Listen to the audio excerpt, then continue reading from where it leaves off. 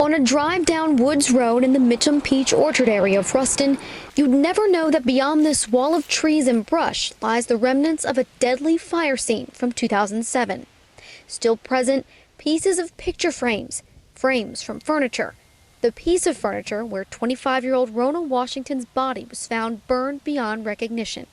The coroner called her death a homicide. The state fire marshal's office called the fire arson. Today marks 12 years without answers to who did it and why. The scene may be covered by time, just as the case has, but the hurt still burns inside of Ronia's loved ones. It made me angry because I wanted someone to pay for taking away somebody so precious for us. It tested my faith, where I was with God. And I just wanted answers. She would come to me in dreams and she would tell me, I'm okay, but, you know, just not knowing. And I'm just like, I'm trying, Candy. I'm trying, you know, hard to find out what happened. I'm doing everything, and it's been rough. It's not just a loss to our family, but a loss to the community that she was involved in, the communities that she came from, the goals and the dreams that she would have achieved that would have made our world a better place. Those are, to me, I know she was a loss to our family in a whole, but when I look at the bigger picture of how much of a great impact she would have made and what a loss her being taken away from us was to our world. Ronia, also known as Candy, was from Bastrop and loved the outdoors as much as she loved getting her nails done. She was like a second mom. She bought me stuff, and she took me outside. She took me hunting for the first time. She used to take me on the four-wheeler. The Louisiana Tech grad had her own home and worked in the forestry industry, with dreams of getting her master's degree and starting the first all-female forestry company in Louisiana. She loved to hunt, and main thing I can say about her and her career was that she just wanted to be, you know, a forester, wanted to be like her dad. And I was so proud of that. Washington was also known for her quirky and comical personality. She had on this blue fur vest and these shorts, and it was out of nowhere just broke out in this unrhythm dance, and everybody just enjoyed it. She would always make fun of me.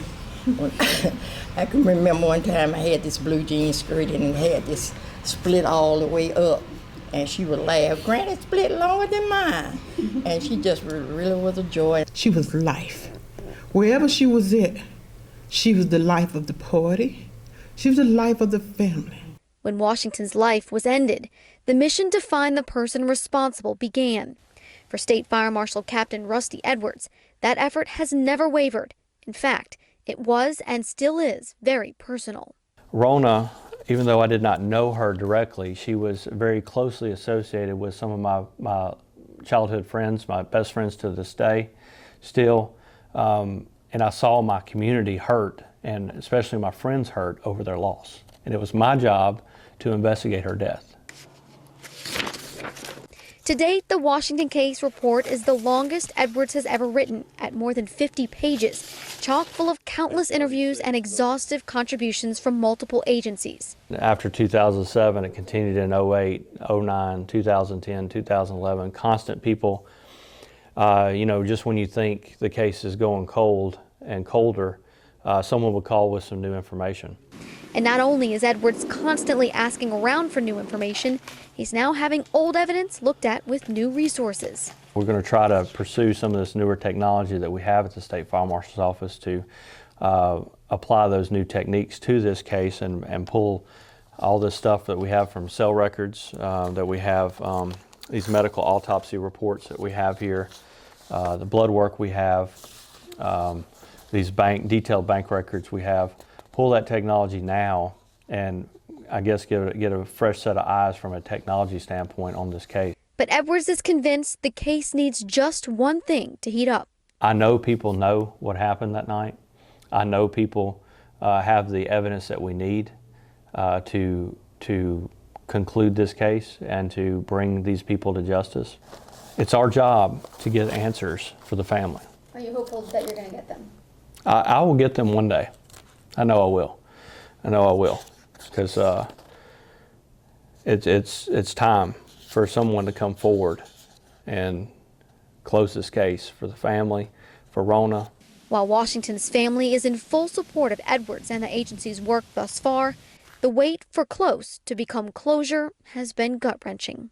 For 11 years, the up and down of, knowing that the person that did this to her, is still out there and they're living their life, and their family, is not feeling the pain that we're still feeling. I understand that fear of, I don't want to talk because I have a family, or I don't want to come up missing, or I don't want something to happen to me.